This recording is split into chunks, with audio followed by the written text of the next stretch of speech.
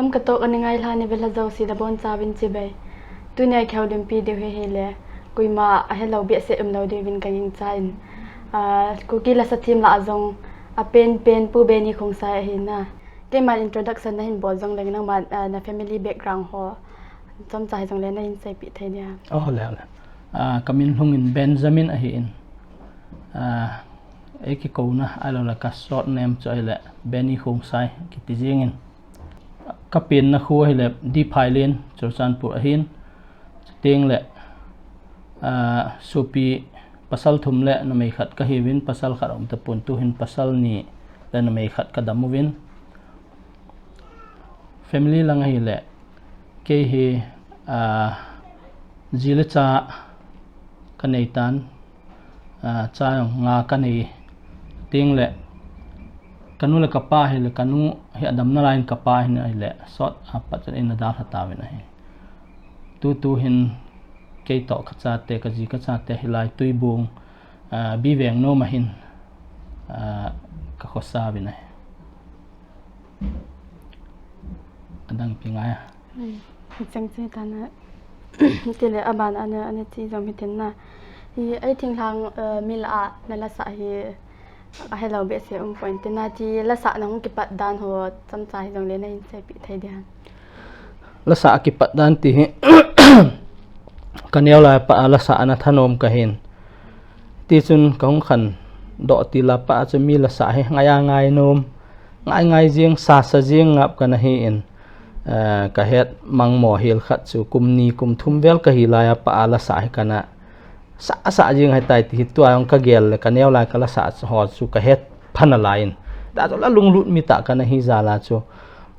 ka hung din do the stage la ka hung din thea pat a chu stage len chu ana ki changna he ong la school ana ki kai lain assembly dunga la kana sapanin iti chun ho in dunga la kana sapanin ta chu lunglut ta la sa he kana chi pia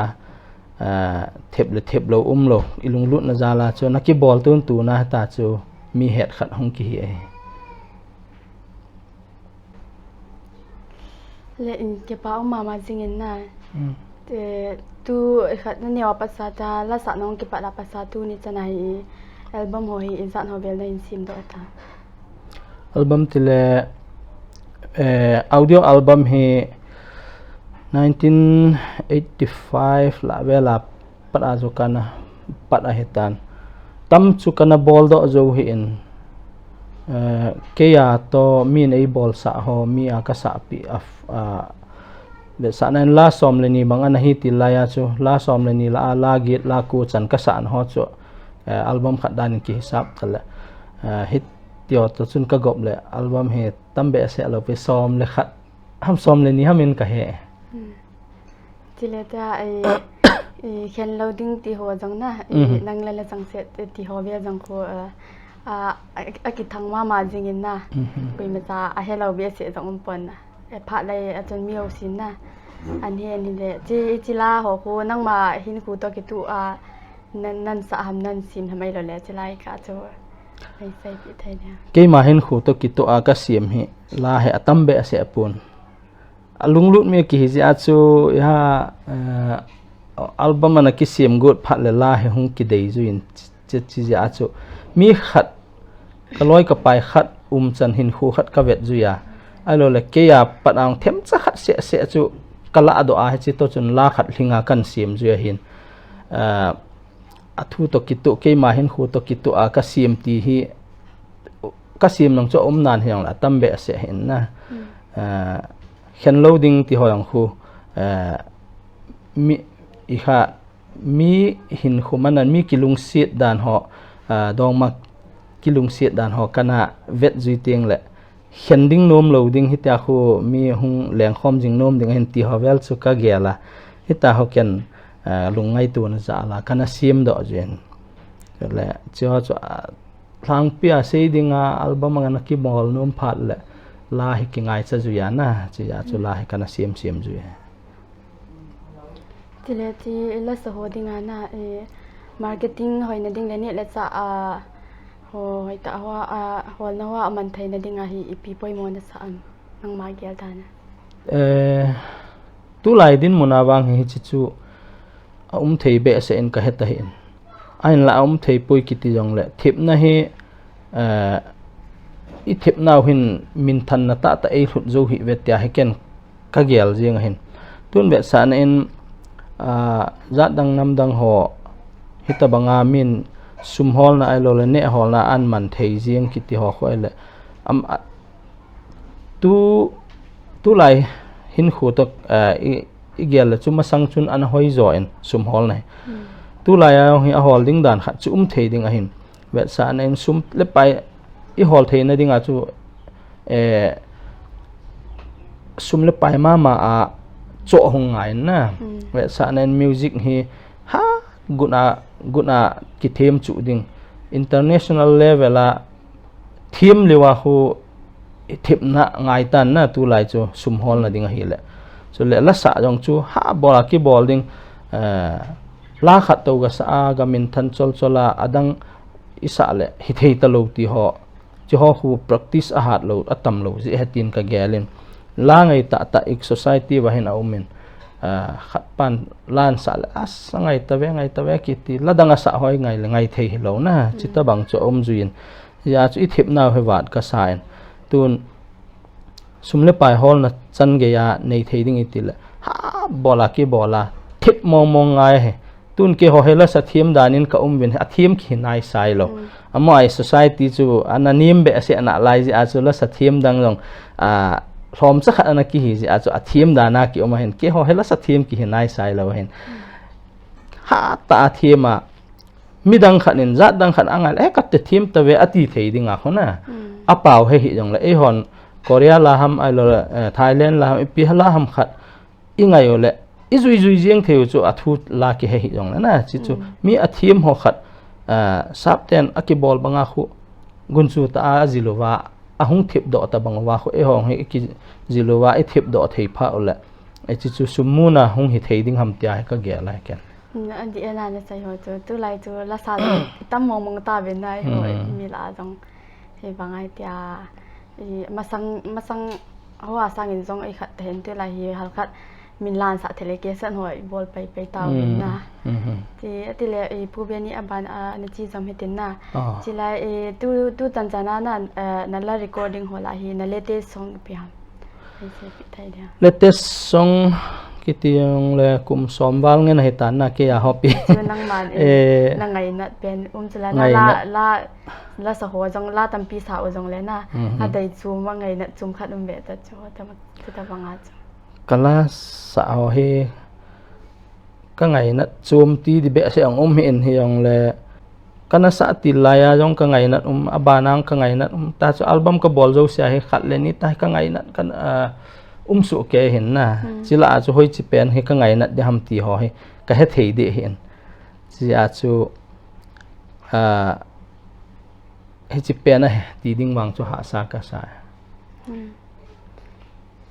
tile tua la to kisaya na kiza jing na tup da neu khat ni jong le nei sai pi thai ja la to kisaya he ke piti na kiza jing tau ki gonan chi ke hi tua he dam the nong la sam jep ta na chule tu lai nga la sa yong he sumu na dila lo asian mai hi tan tin si a he ke he function i ham ta to na pi hi ahung igal kai thewa function gol nom ima ma hung ma stage a ki ko le chu ka sa tho de khuti lawa chu adanga he kamo ki pi zo lo di dana ta aji chu tu lai la sa hoi vet le recording aga bolu music man to recording man to la khat khumna se sang thum la hilu he na ai le video hin kap do ding ti le som le nga som ni sang som ni lang hi la khat se alut the cho na abang song sang som thum jong lut the e cho chu en min e het na ding tia ga ki bol ding ai le chu thu chom he na to chu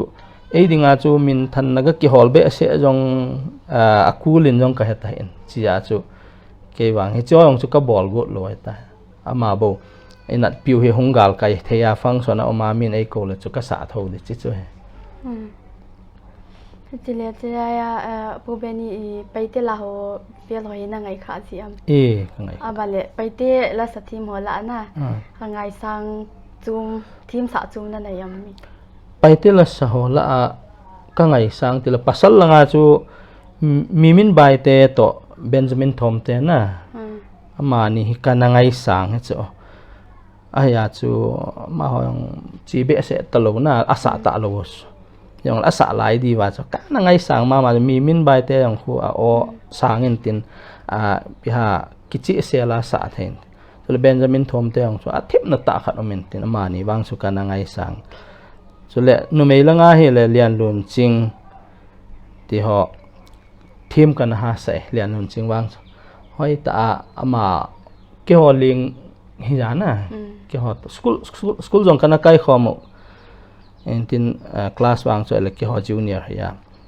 yang le neu la pa la sa khom aman stage khat ang school ang stage ana kiding khom ning aya cha ka let nung walan sa ka ngai jing ka ngai chim thei lo chi chu amang ho pai te la sala adinga ka hen khan so le s ching nu na s ching nu bang so thing hanga khat ve singa khalla thing hang chong khat a he sun khat ka ga to na wa ala sa kan ngai so leng jing na gam khuwa banga leng thei hi leng ti kan ngai so lung helom na lo me chi lai khanga dinga cha ka ti na tu lai wang he le asatha ho he en nong ki he be se ta lo en tin koi pen he a thim ham koi pen thim lo ham studio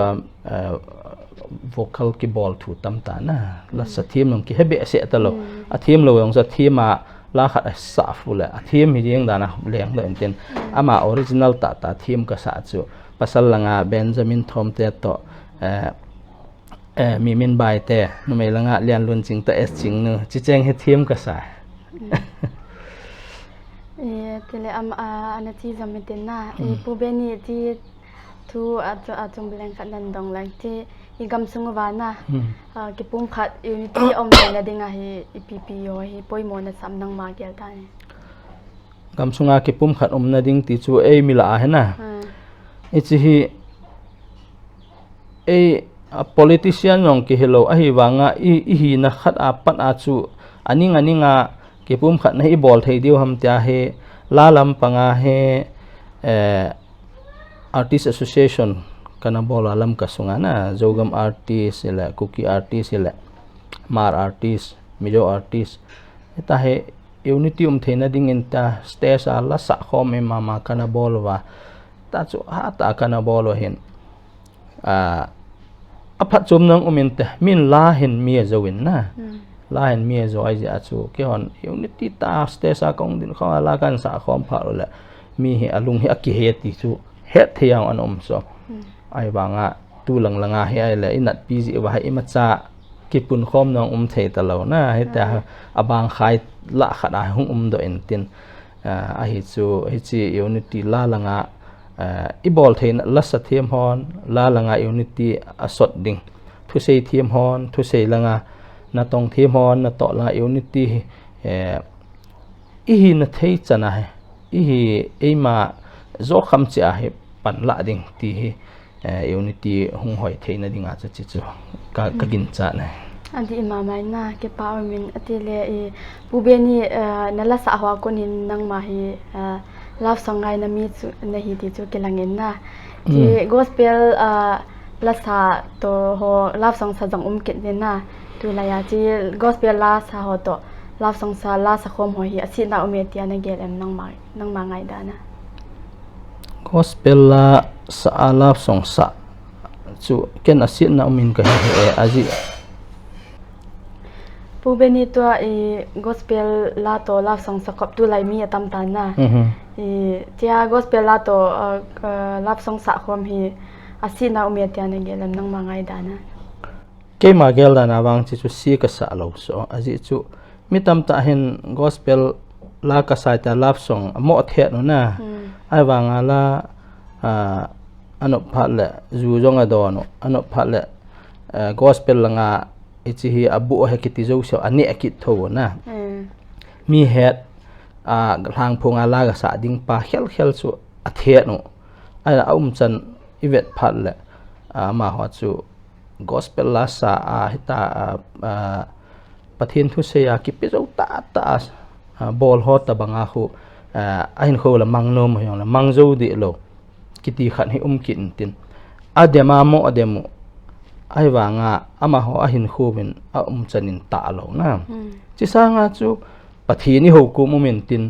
izol nu ingai nu iloi gul to iki ho le na ai lo le iki pa cha tu na la ham iki hel tu na la ham jong chu bol lo thei lo ka ti chu mi hem hin khwa chu pathin chu i holding kuma i holding pha holding ding na tun gospel la ka sa en ke lap song ka ngai nom poi ka thet ka sa lo ding he ti ho jong chun ve sa loi le pai to ki tot pha tot thang hoi tam ta sei do tho deu so asa to ki bang so la ai le lap song sa chu koi ka eng hot na aga ki saung lo cho na i loi no ngai na e dong manu ham alo dong ma pa ham khan kholui ho chi sa ho gela ilung hel na ham khat aga ki mau chu iti pathin za da hai dong ti ho cho ke gel dan hen ya chu love song sa gospel la sa loading gospel la sa love song sa loading ti ho chu ke ngai dan helo an nop sa jing din ti chu ke ngai dan adi na chayo tana to pi pian chu ilung thi ma hin na na lunggia chu di mama na pu ve ni tu lai chu mi kon khan hin love song to pathin la sa khom ho hi a the jing ven na pum ve in ave num hi hin jang le athu pi pen chu apoi mo pen chu ilung thim a hin na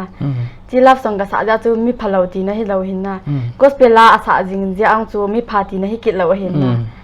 chi ja hi ken zong nang ma gel dan ta bang chu ka dai se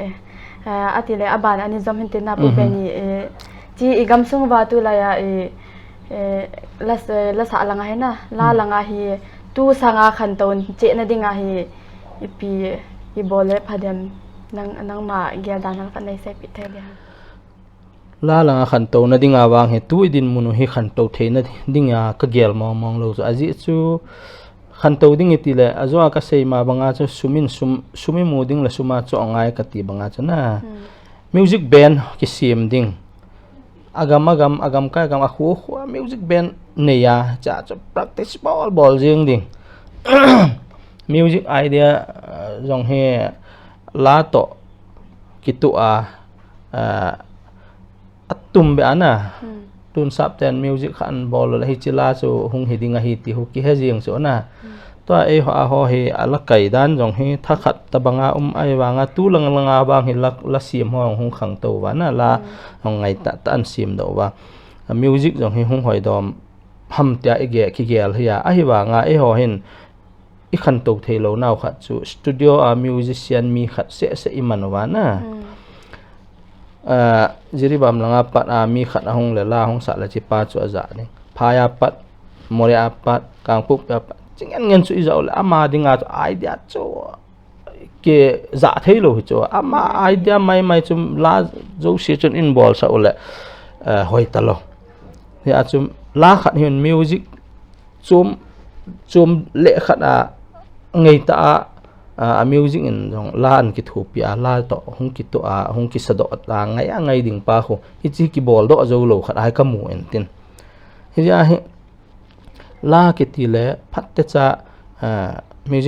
music band e bol wa hi cha chu practice e bol la khat se hi la khat bang ki jil thei hi chu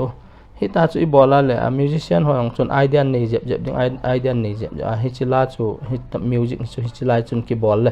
hoin te ti hu involved wa le Allah hi mo tam na hen lang aki bol do pa chu tam hlom jong le ki chi selin ngai the ma in hung hen lang le chi chu khan to na khan hiding ka gelin to hi studio musician ho imo na yuwa ma ho cho thim pui ka ti na hello hi jong le la tam ta a bol ta ji chu idea khu music hoi na pa he apu do ju pu ve ka ti na chu chi ya chu music hoi ta ki jilding la sahon jong he chiwang he ke la sa ki pi ka hi le ka bol te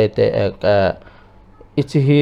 ka thip na pa he mi chunga ka hi ngai ti pa he ki tet na khat hi nei diu ka nomin na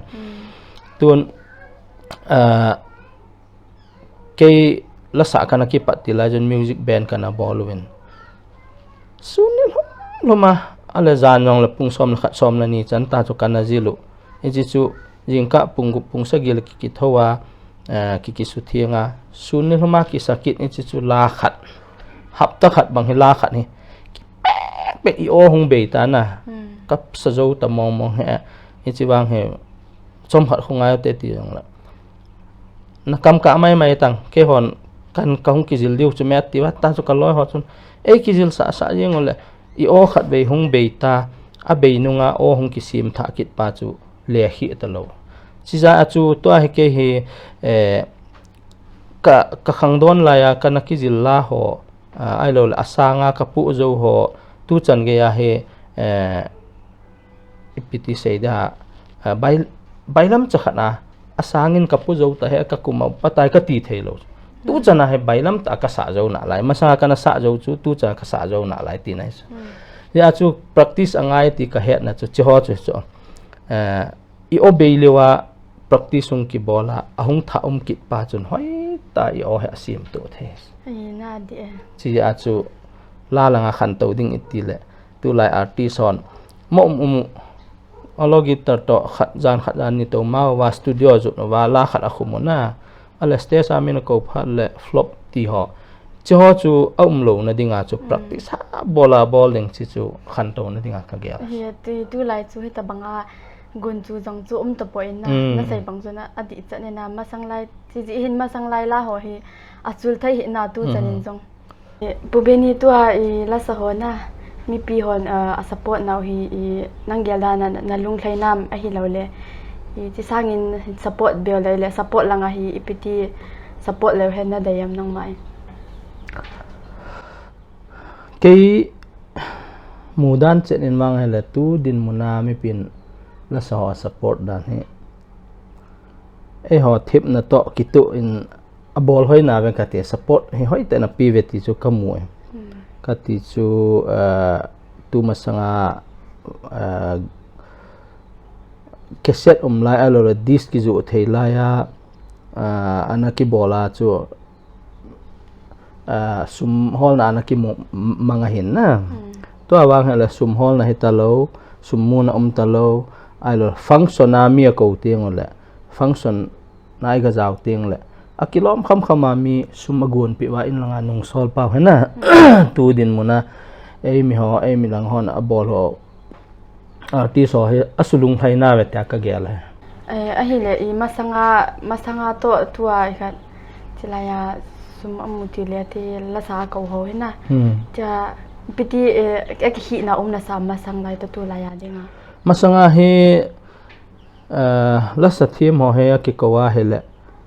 ipiti seida ha functiona mi na ko na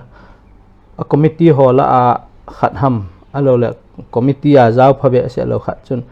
ka ki het pi chu ken hin ko na we tang ateu na amo ko sumpelo alo le abhara di po pi wa anung solo ti ho so ana umin na aya hi chi chu mi ho la he itai bol le la sa ho khang to the lo ding hi